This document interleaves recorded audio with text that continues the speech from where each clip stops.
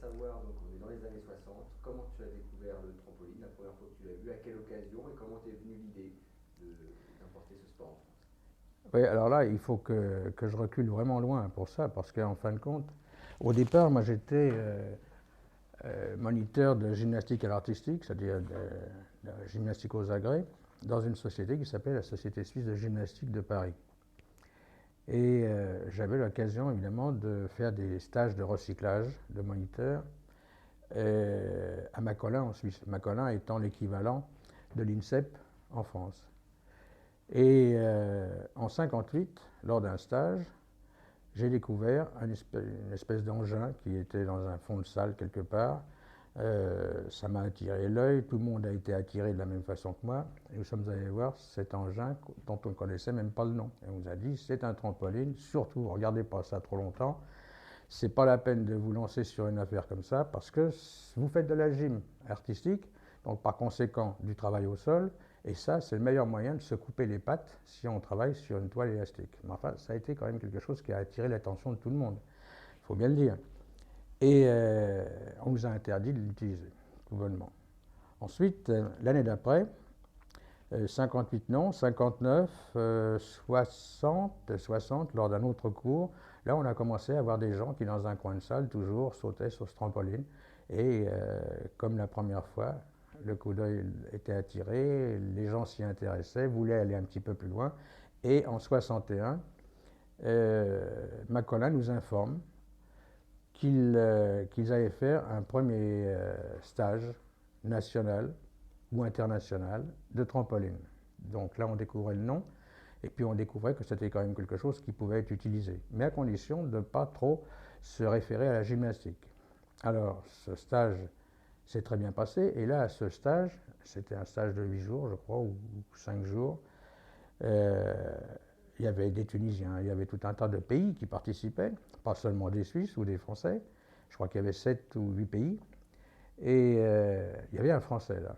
Il y avait un Français, je suis allé évidemment vers lui, et c'est comme ça que j'ai découvert Pierre Blois. Pierre Blois qui lui était envoyé par l'INSEP, l'Institut national des sports, pour suivre ce premier stage. Alors on a commencé évidemment à faire connaissance. Lui, en tant que professeur à l'INSEP, avait une certaine réticence pour les gens qui étaient des moniteurs de club. Bon, c'est un peu ce qu'on s'est reproché d'ailleurs par la suite, comme ça dans la discussion, et on a bien rigolé après. Hein. Mais il était là, il représentait l'éducation nationale, la fédération de gymnastique, enfin bref. Toujours est-il c'était le premier Français que j'ai rencontré.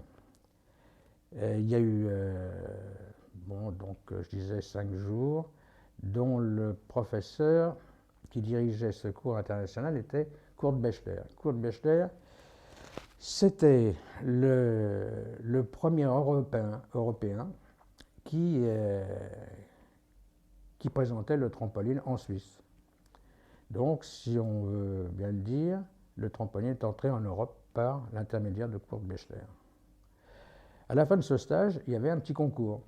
Hein, on nous avait appris différentes figures, c'était des trucs maintenant on peut en rire, mais pour nous c'était déjà compliqué parce qu'il faut bien s'imaginer que le trampoline, c'est pas tout de le voir, il faut encore monter dessus. Et quand on monte dessus, l'impression est pas tellement agréable. Hein, ça tremblote de partout, on ne sait pas très bien si on va aller à droite, à gauche, en arrière, en avant.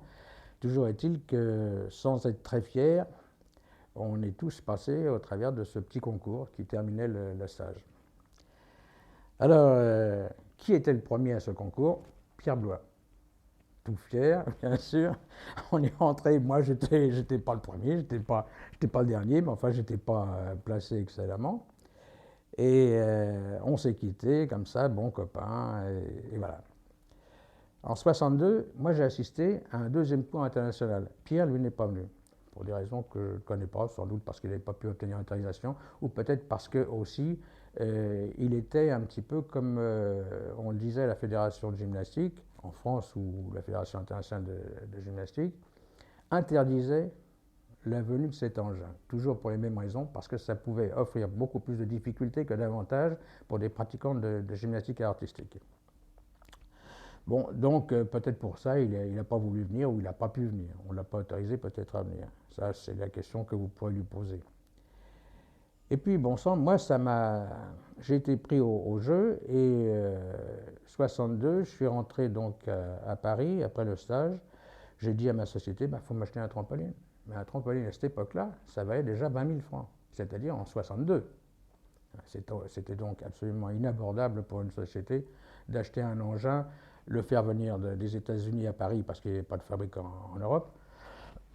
Et, et il est évident que la Société suisse de gymnastique m'a dit écoute, c'est bien gentil, mais il n'y en avait pas question. Alors, c'est là tout le départ. J'ai dit il n'y a pas d'argent, je ne le trouverai pas nulle part. J'ai écrit une lettre à Georges Nissen. Donc, Georges Nissen, le fabricant.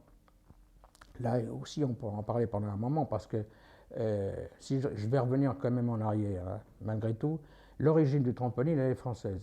Elle est française, c'était un groupe de trapézistes qui se faisait appeler Douai Trampoline, hein, voilà, et qui étaient donc des trapézistes, et ils terminaient leur numéro en tombant sur le filet et en faisant tout ce qu'on voulait, les sauts périlleux, des machins comme ça, ce qu'on voit d'ailleurs toujours dans les cirques. Et puis, Georges Nissen a monté une sorte de fédération, comme on peut faire ça aux États-Unis, c'est-à-dire qu'on monte ça comme on veut.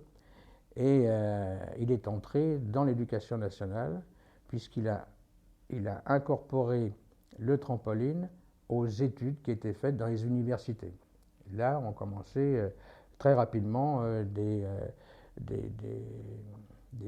clubs qui se sont montés et qui ont fait des rencontres entre eux, etc. Bon, voilà, donc j'aurais dû peut-être commencer par là. En fin de compte, on s'y retrouvera.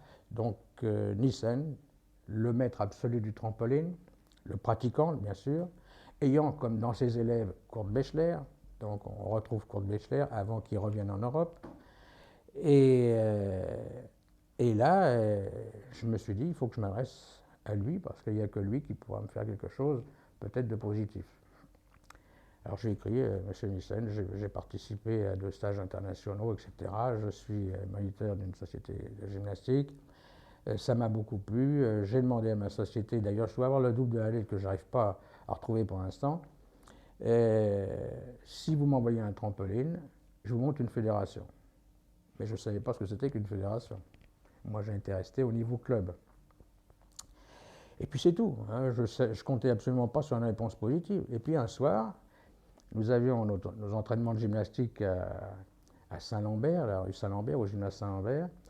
Un type arrive, un Américain qui parlait à peine le français, qui s'appelait Louis Richmond, et qui est venu vers moi en baragouinant entre l'Américain de Chicago, qui était déjà incompréhensible pour quelqu'un qui parle l'anglais, et puis quelques mots de français. Il a réussi à me faire comprendre qu'il venait faire ma connaissance parce que Georges Nissen lui avait demandé de me livrer un trampoline. Alors ça, c'était la grande surprise. Et bon, après toutes les démarches qu'il a fallu faire auprès du ministère des Sports pour qu'il ne nous fasse pas payer les taxes qui étaient rattachées à cet envoi, etc., d'un appareil étranger, enfin bref, ça a déjà été compliqué de ce côté-là. Et puis est arrivé le trampoline. Une fois que le trampoline était là, dans cette salle, bon, moi j'avais mes rudiments de trampoline que je connaissais. Et j'ai dit à tous les gars qui étaient autour de moi, j'ai dit, mais maintenant c'est pas tout. Hein, il y a un trampoline, vous ne savez pas vous en servir, moi, pas trop, mais il va falloir qu'on se lance là-dedans. J'ai promis quelque chose, il faut que j'aille au bout. Et ce sont les gymnastes qui étaient dans cette société qui ont commencé à utiliser le trampoline et qui ont commencé à faire le tomber assis, les élans, les machins, etc. etc. Pour les figures, de qui s'inspirait pour créer des figures? Non, il y avait des figures de base, parce que ce que nous avions appris pendant 8 jours, et 2 fois, hein, au premier stage et au deuxième stage, c'était toutes les figures de base pour aller un petit peu plus loin. Mais ça, après, on n'avait personne qui pouvait l'enseigner. Et bon, ensuite, j'ai réuni quelques copains pour leur dire, bon, ben, il me faut un comité. Alors j'en ai pris dans ceux qui avaient pratiqué dans le gymnase, et puis qui sont restés, il y en a deux ou trois qui sont restés d'ailleurs pendant 35 ans avec moi. Hein.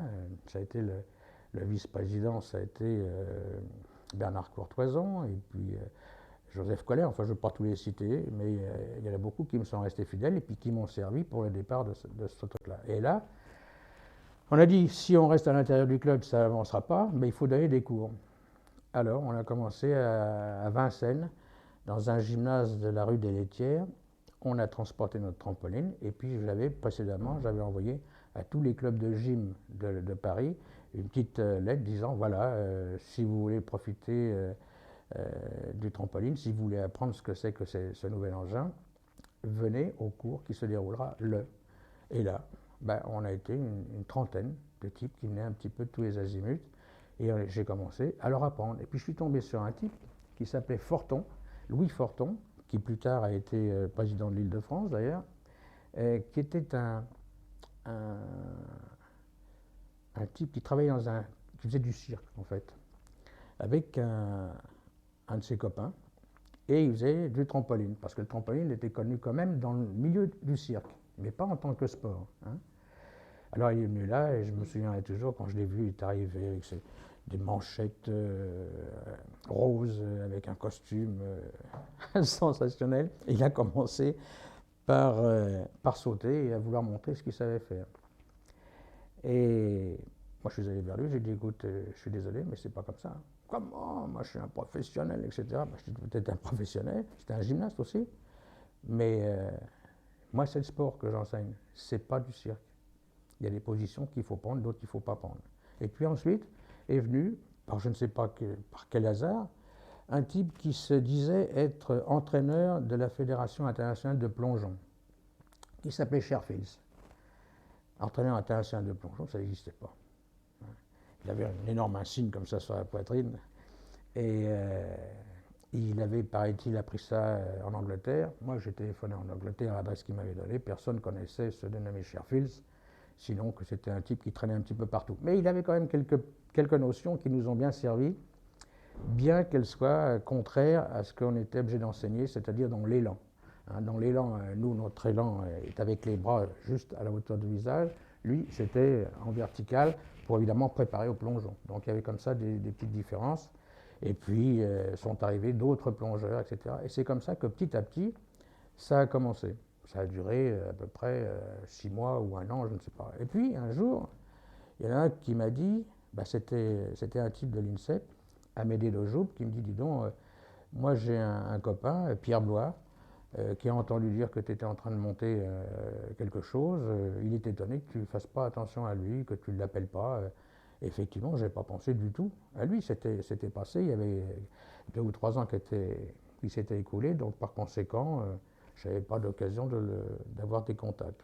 Et alors finalement, oui, j'ai téléphoné à Pierre Blois, puis j'ai dit, écoute, est-ce que ça t'intéresse? Oui, oh, oui, pourquoi pas, etc. etc. C'est comme ça que Pierre Blois est arrivé, et puis avec sa technique de la gymnastique, et puis ensuite, au cours que nous avons donné à l'INSEP par la suite, parce que je ne peux pas tout vous raconter en détail, sinon il y en aurait pour des heures, on a fait la connaissance de Michel Rouquette qui venait comme élève, qui était un trouillard fini, qui n'osait pas faire un saut périlleux, il était trouillard, il était, lui, enseignant de sport à la ville de Paris. Ça avait un nom précis, je ne sais plus lequel. Et bien Michel Rouquette est devenu ensuite le meilleur entraîneur mondial. Hein, comme quoi on peut... il s'est piqué au truc, il n'a jamais fait des exploits au niveau des championnats, mais par contre, il avait l'image, il avait la sensation il connaissait la sensation qu'il devait enseigner pour que les types arrivent à faire du travail correct au trampoline. Et puis on a eu quelques idoles anglaises, parce qu'à ce moment-là c'était les Anglais qui étaient les plus forts, et on s'était aperçu que il fallait chercher ou s'orienter dans une voie qui soit la beauté du geste et puis le résultat, sans trop chercher la difficulté au départ, mais la beauté. Et c'est comme ça qu'on s'est lancé dans l'aventure. Michel a eu quelques concurrents qui voulaient prendre sa place, parce que dès que ça commence un petit peu à marcher, que ça commence, la télévision venait nous voir. On a fait des coulisses de l'exploit, on a fait des tas de choses comme ça. On nous demandait dans les émissions de télévision. Donc ça a attiré forcément du monde, dont des gens qui étaient déjà qui connaissaient le trampoline depuis 50 ans, qui avaient justement l'intention de monter une fédération. Enfin, il y a toujours des gens comme ça qui traînent quand on veut monter quelque chose, on croit être tout seul, mais finalement, il y a toujours d'autres personnes qui viennent vous dire que bon, ben, c'est pas vous le premier, c'était moi. Mais ils n'ont jamais rien fait. Alors, vrai ou pas, bon, on a continué notre bonhomme de chemin sans s'occuper de tout ça. Et c'est comme ça que nous sommes devenus champions d'Europe en catégorie B, champions du monde en Afrique du Sud. Alors ça, c'est aussi quelque chose d'assez curieux parce qu'on n'était pas parti pour être champion du monde, mais on avait Richard Tison, qui était un excellent exécutant, qui marchait selon la formule anglaise, comme on disait tout à l'heure. On l'avait forcé à... On l'avait un petit peu forcé à chercher son exercice dans la finition de ses figures. Et il a été le premier grand champion français. Comment? Vous n'avez pas dit quelles années c'était? Ça, c'était... Ah, il faudrait que je regarde un petit peu mes notes là. Ça devait être en 64, je crois. Hein, je pense qu'on... Non? Ah, 74, exact. 74, d'ailleurs, c'était en même temps la première fois qu'on le voyait à la télévision et qu'il sortait du trampoline. C'est dans une émission de Bouvard. C'était un épisode aussi qui nous a... Heureusement, il ne s'est rien passé. On a eu la chance qu'il n'y ait pas un accident. Mais ni grave, ni rien du tout.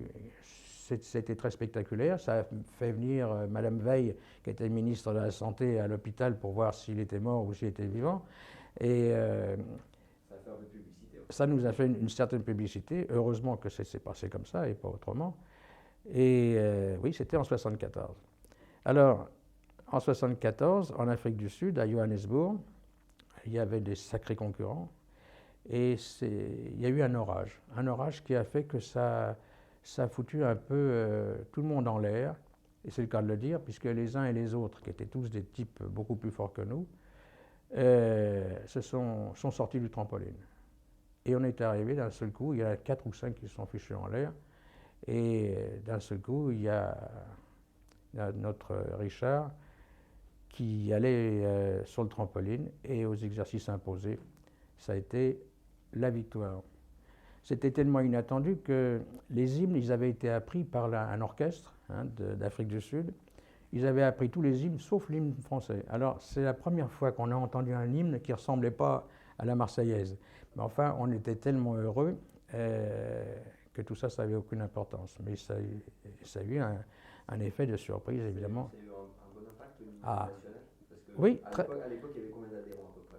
Oh, à l'époque, je ne sais pas, 300 peut-être. Peut-être même pas. Oui, parce qu'on a eu ensuite en cadeau encore un deuxième trampoline.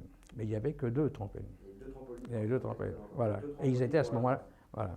Ah, pour la France, il y avait peut-être d'autres trampolines, mais parce qu'on a su après qu'il y en a d'autres qui se sont entraînés tout seuls dans leur coin, et puis qui ont fait d'ailleurs des bons résultats, et puis qui ont été incorporés en équipe de France par la suite.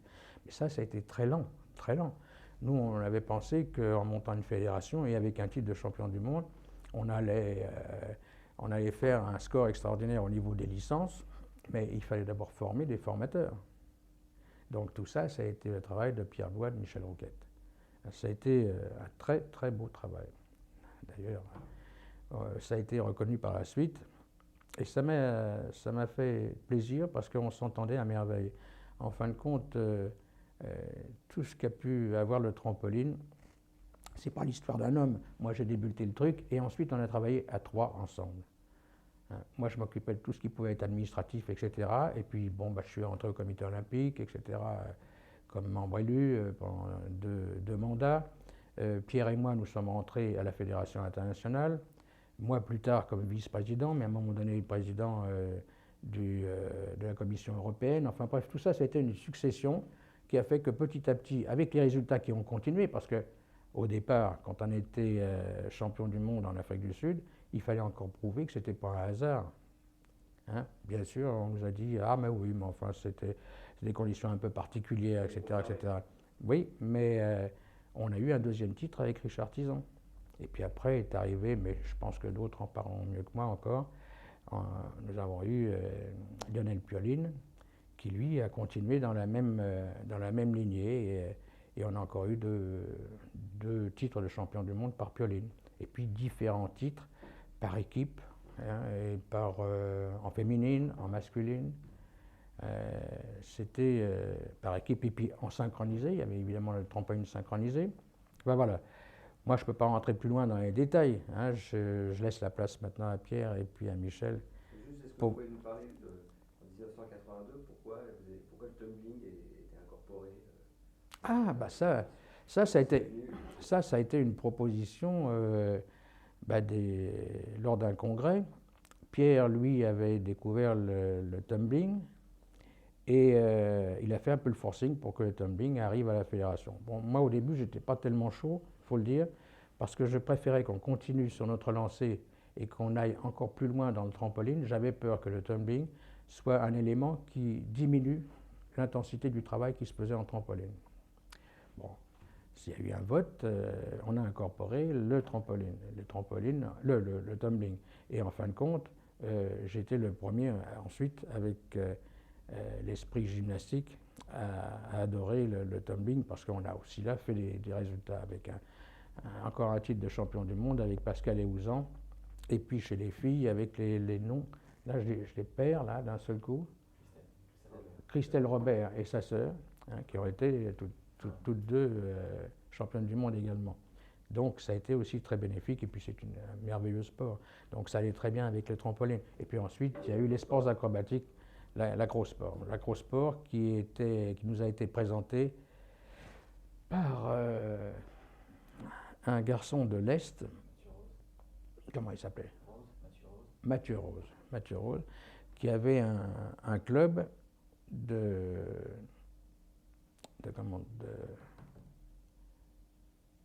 aidez-moi. Hein?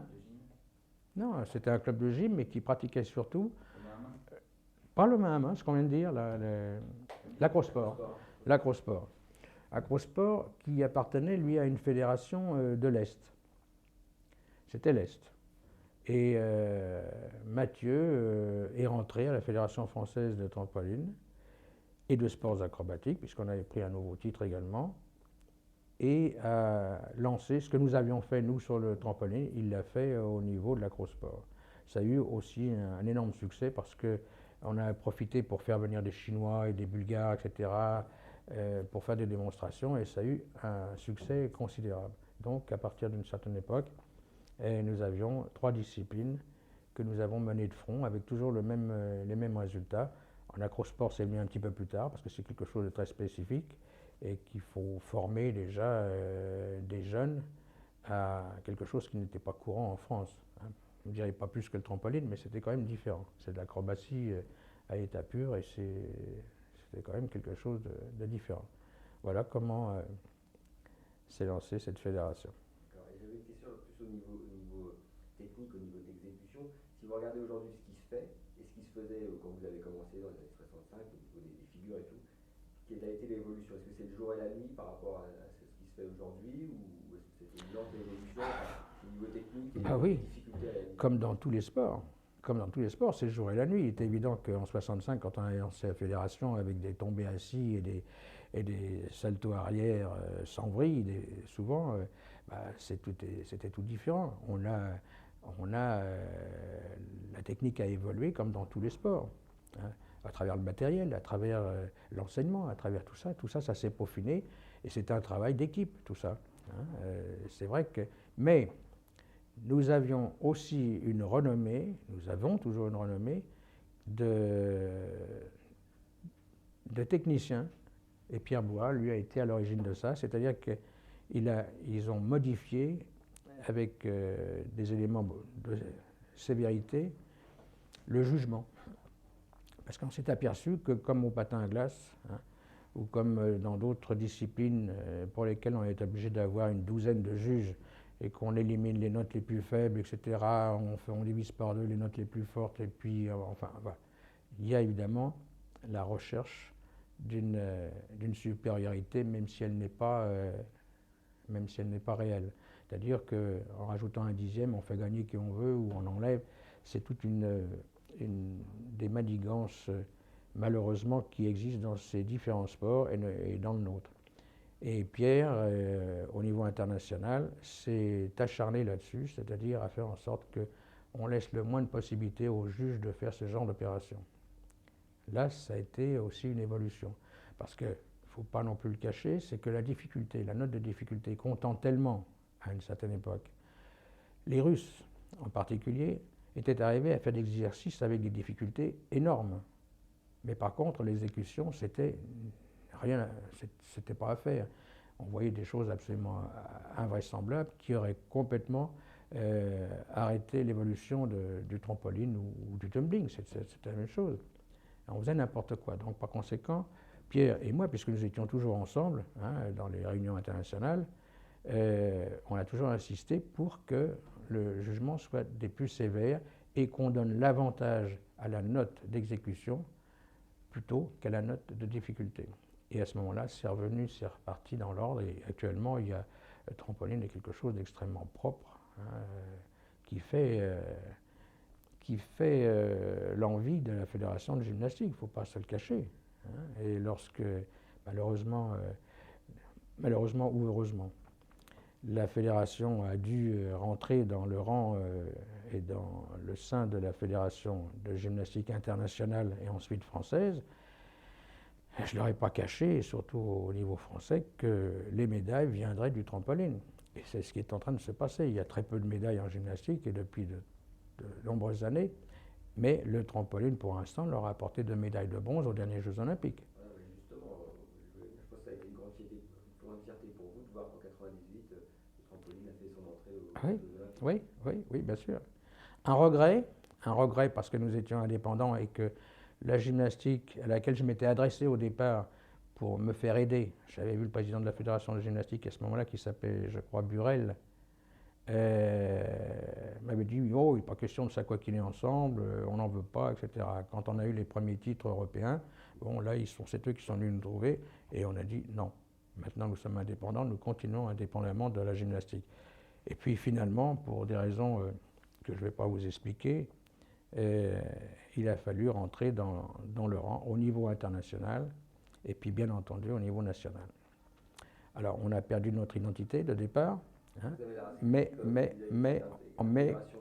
comment? Vous avez l'air assez critique de la disparition de la fédération. Ben, ça m'ennuie que la fédération ait disparu, que maintenant elle soit dans les disciplines qui ont été reprises par la fédération de gymnastique, c'est évident.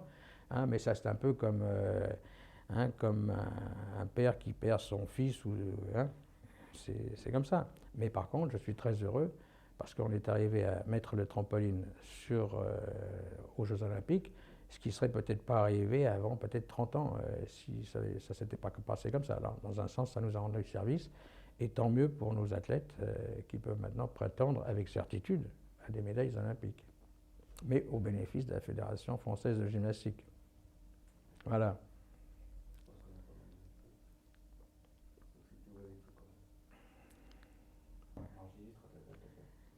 Les Jeux Olympiques, j'imagine que vous avez été très fiers de voir que le trampoline était arrivé aux Jeux Olympiques. Ben oui, bien entendu. Et puis, quand même, les premiers Jeux Olympiques, c'était donc il y a 3 ans maintenant, ont vu la présence dans les 4 premiers d'un Français, Durand. Martin. Ah oui, parce que je les confonds tous les deux. Ils ont tous les deux un nom qui est composé de prénoms. David, on est quand même, mais voilà, en fait. Oui, on refait. Voilà. Les Jeux Olympiques, c'est quand même une grande fierté. Oui, c'est une grande fierté de voir nos athlètes accéder aux Jeux Olympiques. Ça, c'est évident. Et puis, donc, il y a bientôt 4 ans, nous classions... je ne me rappelle plus, non. C'est assez radical. Celui qu'on a arrêté une fois. Ouais. Ah oui. Comment il s'appelle? David Martin. David Martin. Attends. Attends, il faut que je note. Ah, c'est pas vrai. Là, je pense qu'on va. David Martin, quatrième. Ouais, quatrième. Dommage. Il fait des petites erreurs. Ah oui, oui. Ouais, Mais non, c'est là qu'il était troisième au championnat. Au championnat du monde, ouais. Ouais. C'était les JO de. 98. de En 2000. Ah, 2000. 2000 Sydney. Ah, 2000, c'est vrai, c'est vrai. Ouais, C'était moi, où je suis À Sydney. À Sydney. Pourquoi j'ai 98? 90, c'était champion du monde. Et c'était en quelle année? Ah ouais, c'est pour En ça qu'il 2000. y a marqué Sydney. Alors moi, j'ai. Ah, Ça tombe toujours. c'est comme on veut. Bien. les Jeux Olympiques. Oui, les Jeux Olympiques, bien sûr, ça nous a quand même fait plaisir aux uns et aux autres de voir que notre discipline arrivait aux Jeux Olympiques. Aux Jeux Olympiques, donc, de Sydney en 2000, David Martin s'est placé quatrième, ce qui n'est pas vilain, c'est la plus mauvaise place, hein, comme on dit toujours. Mais bon, c'était quand même lourd à porter et il avait quand même une sacrée responsabilité à ce moment-là. Mais vous savez que la dernière fois, au championnat du monde, il est sorti troisième. Donc la première médaille décernée à la France par son intermédiaire. Et les Jeux Olympiques arrivent l'année prochaine. Ça, je suis à peu près persuadé que s'il n'est pas médaille d'or, ça m'étonnerait, mais il sera au moins médaille d'argent. Parce que c'est un garçon qui a du punch, qui veut y arriver, il y arrivera, j'en suis certain. Donc on va reprendre un petit peu notre place maintenant au niveau olympique, la place que nous avons perdue maintenant au niveau des championnats du monde. Voilà. D'accord. C'est bon. Ah oui, il faut taper la mesure là, non? Je ne peux pas m'approcher. Ah.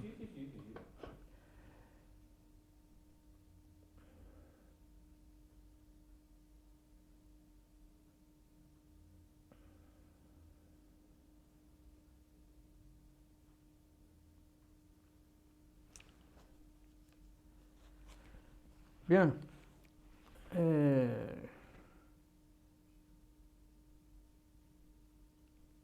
Chers amis de l'équipe de France, ça fait un peu... Non, ça va pas. Attends. J'étais en train de penser à Chirac. On mettra les Marseillais dans tout ça. Ah, oui, oui, oui. Le président. Oui, oui. Chers compatriotes. Bonjour à tous.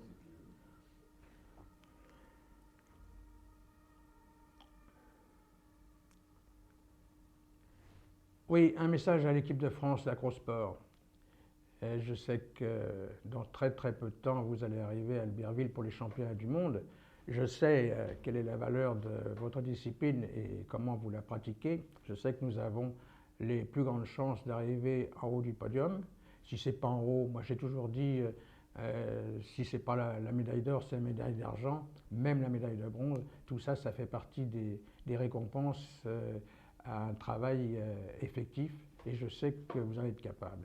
Donc par conséquent, je vous remercie déjà pour tout le boulot que vous faites et puis bravo pour l'équipe de France. À très bientôt, vous me passez un coup de fil et moi je vous enverrai un fax en échange. Salut.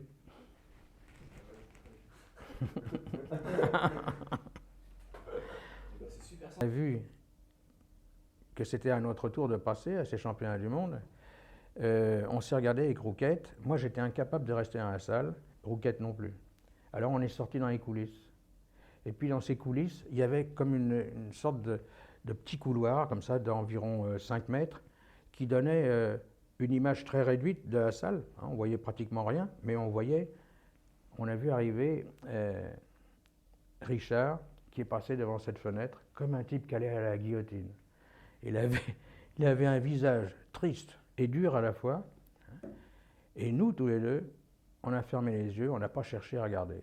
Et c'est quand on a entendu les applaudissements qu'on est tombé dans les bras l'un de l'autre et on s'est mis à chialer comme des gosses. Et puis ça nous a duré au moins une demi-heure.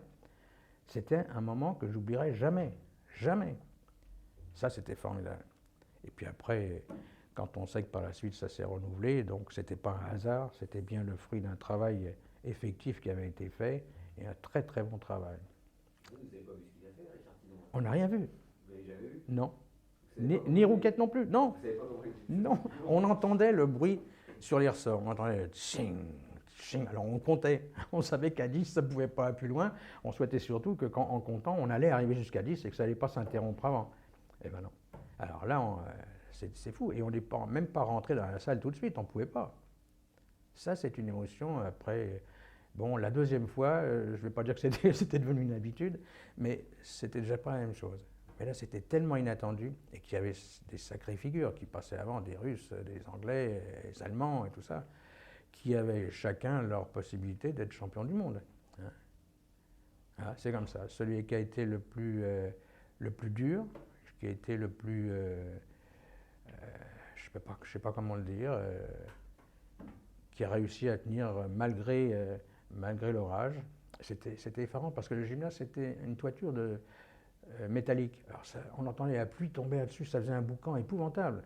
Hein, on entendait même à peine, je dois dire, les ressorts à cause de la pluie qui tombait. Mais nous, on les entendait de toute façon. Et on annulait le bruit de la pluie. Alors ça, c'est une image. D'ailleurs, vous en parlerez à Michel, il vous dira sans doute la même chose. Ça a été le départ. Oui, le départ de cette épopée. Et je voudrais dire quand même un mot sur Michel. Michel, tout à l'heure, je vous ai dit qu'il avait des concurrents qui voulaient absolument devenir les entraîneurs et puis sortir le meilleur, etc., etc.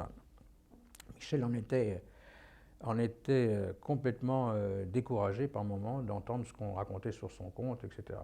Et je lui ai dit à Michel, je lui ai dit, écoute Michel, tu ne réponds pas, je ne citerai pas les noms, tu ne réponds pas à ces gens-là, tu fais ton boulot, et puis je sais que tu y arriveras, et c'est ton travail et ton résultat qui fera que ces gens se tairont. Et c'est exactement ce qui s'est passé. Les gens se sont tus, et après, ils ont suivi Michel. Voilà. Et leur formation, à eux, a été faite par Michel et par Pierre. Non, c'est une très belle aventure. Hein. Je ne veux pas dire quoi que ce soit sur cette aventure qui a quand même duré, en ce qui me concerne, 32 ans ou 35 ans, je ne sais même plus. Et je suis passé dans une émission de Delarue, il y a 4 ans ou 5 ans, et il m'a dit vous êtes fier de ce que vous avez fait, etc. Je dis oui, je suis content. Hein. Si c'était à refaire, est-ce que vous le referiez? Vous le mettrez ou vous ne le mettrez pas? J'ai dit non. J'ai dit non parce que ça a été tellement difficile. Hein. Quand on se lance dans des opérations comme ça, aussi bien pour Michel Auquette que Pierre, hein, et puis pour d'autres aussi, parce qu'il faut dire que quand on est passionné, on ne fait pas toujours attention à ce qu'il peut y avoir autour, c'est-à-dire la vie de famille n'existe plus. Il n'y avait plus de vie de famille, il n'y avait plus rien. Tout était consacré au trampoline pendant 35 ans. Et alors, Delarue me disait, votre fils il doit être fier. Je ne suis pas du tout. Mon fils, il est professeur d'éducation physique, il déteste le trampoline, parce que c'est ce qui lui a enlevé son père pendant 30 ans. Je ne me suis pas occupé de ses études, je me suis occupé de rien du tout. Donc, je me suis fait plaisir, je suis heureux des résultats, mais si c'était à refaire, j'ai dit brutalement comme ça que je ne recommencerai pas. Je ne suis pas sûr que je dise la vérité, je recommencerai certainement. Mais tous les problèmes qu'il y a pu y avoir avec les ministères, avec tout, avec les subventions, c'est un truc effarant. Et je me mets à la place, moi, de tous ceux qui ont lancé un sport, un nouveau sport. Et on est obligé de passer par ces épisodes-là. Mais voilà. Je reste quand même le meilleur supporter de toute façon. Oui, mais on ne se rend pas compte. Hein. On ne se rend pas compte. On ne se rend pas compte soi-même. Et puis après, des fois, quand je repense à tout ça, quand je relis ces machins, je me dis, mince, c'est pas possible qu'on ait fait ça. Ah, si. Alors c'est pour ça que je disais tout à l'heure qu'on m'avait demandé d'écrire un bouquin là-dessus. J'ai un peu la flemme. J'ai un synopsis là, qui doit faire, je ne sais pas, une vingtaine de pages. C'est complètement dingue. Alors, je peux me lever là? Alors, je le ferai peut-être. J'ai commencé quelques épisodes, mais tout ça, ce sont des chapitres. Alors, ça va loin. Et justement, j'ai un chapitre comment j'ai découvert ce nouvel engin appelé trampoline, qu'on a appelé Trampolino au départ. Partout à la radio, ou sur les journaux, on en avait parlé. Enfin, quand je dis partout, c'était pas souvent. Hein.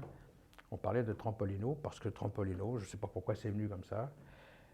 C'était comme ça que c'était appelé dans les cirques. Et c'est pour ça qu'au départ, j'ai toujours dit jamais un exercice comique. Jamais un exercice comique, sinon on va être tout le temps accroché ou accolé au cirque. Ça va devenir plus un loisir qu'un sport. Voilà. Voilà. Mais ça a été aussi un loisir. Hein. Là aussi, il y a eu un gros boulot qui a été fait au niveau du sport, du trampoline loisir. Nous avons été quand même les premiers, la fédération, à parcourir toutes les plages, Sur les plages, hein, les plages de l'Atlantique. Et on a enseigné le trampoline au travers des clubs Mickey, par exemple. Ça, nous avons été les premiers. Nous avons été les premiers, quoi que puissent en dire les autres, à sortir un groupe de jeunes, filles et garçons, pour les emmener dans un circuit fermé qui était Antibes. Ils sont tous partis de leur famille où on s'est occupé de leurs études, mais on s'est occupé de leur travail d'athlète de haut niveau. Personne n'avait jamais fait ça. Alors après, on a entendu dire que c'était le volleyball qui avait eu l'idée de faire ça, etc., etc. C'est faux. C'est nous qui avons commencé à choisir cette façon de travailler. Et c'était quelque chose de très osé à l'époque. Demander aux familles de nous confier leurs enfants, alors que finalement, ils ne nous connaissaient pas plus les uns que les autres, leur fils ou leur fille allaient au trampoline, mais qui étaient les gens qui enseignaient? Et curieusement, ça s'est passé à Bois-Colombes. Moi, j'étais là et je me suis adressé aux parents en disant, voilà, on a sélectionné ces gens-là. Hein. Il y en avait qui venaient du milieu de la France, il y en avait qui venaient de Toulon, il y en a qui venaient de partout. Et ce qui m'a étonné le plus, c'est que les gens ont confié leurs enfants sans garantie. Ça m'a sidéré. Presque personne n'a parlé, n'a posé de questions sur mais comment est-ce que vous allez vous occuper de leurs études, comment est-ce qu'ils vont manger, comment ils vont dormir, comment ils vont... Rien du tout. C'est un genre de sport-études. C'était plus que le sport-études. Le sport-études a existé aussi par l'intermédiaire de Kazmierziak, qui lui enseignait le sport-études à Bois-Colombes. Puis après, on a eu plusieurs autres sport-études, 2 ou 3, je crois. Alors, il y avait encore ça, il y avait le sport-études, effectivement. Mais là, à Antibes, c'était beaucoup plus que le sport-études. Ça allait beaucoup plus loin, puisque c'était là vraiment la préparation au championnat du monde. Et ils étaient là 24 heures sur 24. Ah oui, moi, je me souviens toujours quand le président de la fédération de volley a annoncé